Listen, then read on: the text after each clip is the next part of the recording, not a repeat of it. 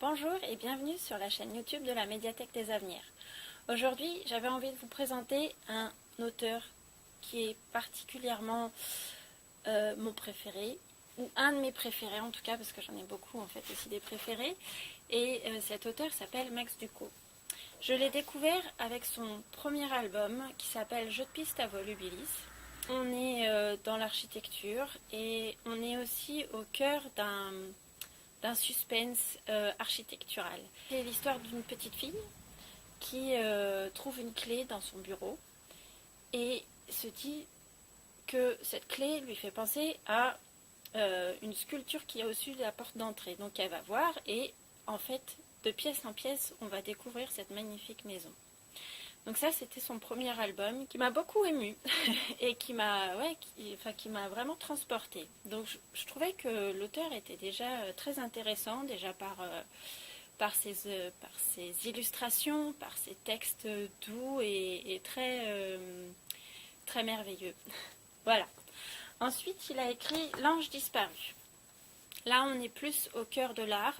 Ce petit garçon se perd lors d'une sortie au musée et va être transporté de tableau en tableau. Donc on va découvrir différents artistes. Et de tableau en tableau, ce petit garçon va essayer de retrouver cet ange qui a disparu. Voilà pour ces deux premiers. Et bien sûr, j'ai acheté tous les autres albums pour la médiathèque. Donc on a aussi Le Carnaval des Dragons, où là c'est une maîtresse qui veut que sa classe concourt à la sculpture d'un dragon pour le carnaval, sauf qu'elle se rend compte au dernier moment que ce carnaval ou ce concours de dragons n'est ouvert que pour les adultes. Et là, dilemme. Je vous laisse découvrir la suite. Nous avons Vers secret.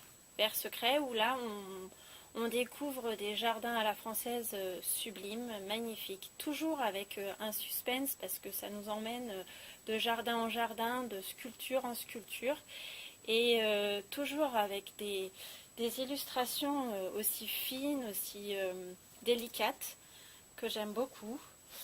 Je voulais vous en montrer une particulièrement. Voilà. Donc à chaque fois, on retrouve des dessins sublimes, des dessins délicats et toujours une merveilleuse aventure, autant émotionnelle que d'exploration. Ensuite, on a le mystère de la Grande Dune. Le mystère de la Grande Dune, c'est beaucoup de solidarité pour sauver un petit dauphin qui s'est échoué sur la dune du Pilat à Bordeaux. C'est magique.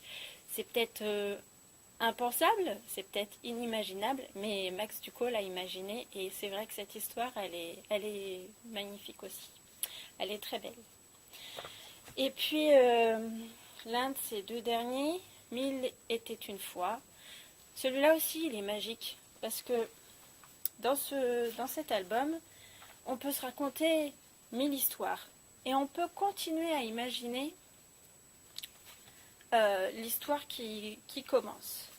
Et c'est vrai que pour l'imagination, ça nous fait bien travailler.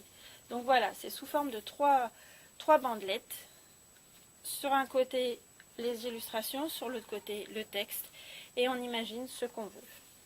Et le dernier qu'il a écrit,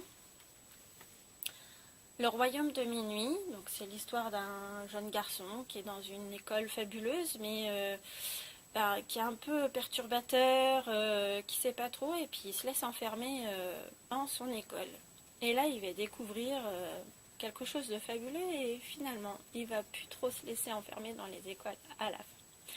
Mais tout ça pour vous dire que Max Ducot, c'est vraiment un auteur à découvrir, parce que il nous fait vraiment nous aventurer, et on explore avec lui des mondes merveilleux, des mondes magiques. C'est un très bel artiste, donc vous pourrez retrouver tous ses albums à la médiathèque dans le rayon des textes illustrés. Pourquoi les textes illustrés? Parce que c'est entre le roman et l'album, et c'est vrai que les histoires sont parfois plus longues qu'un album. Merci à vous d'avoir regardé cette vidéo, et puis vous pouvez suivre nos autres vidéos sur notre chaîne YouTube de la Médiathèque des Avenirs et puis nous retrouver sur notre page Facebook. Merci, à bientôt.